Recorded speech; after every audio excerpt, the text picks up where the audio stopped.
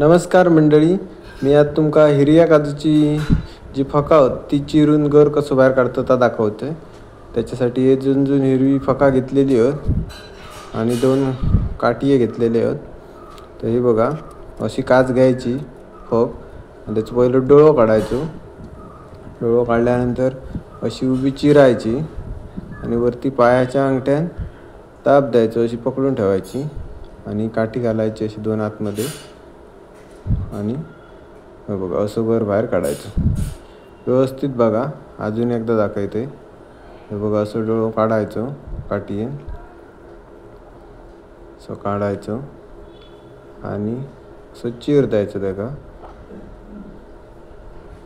हे बघा का पायाखाली अशी धरून दोन्ही साईडने काठी टाकायची आणि हे असं वर, हे बघा असं वर बाहेर काढायचं.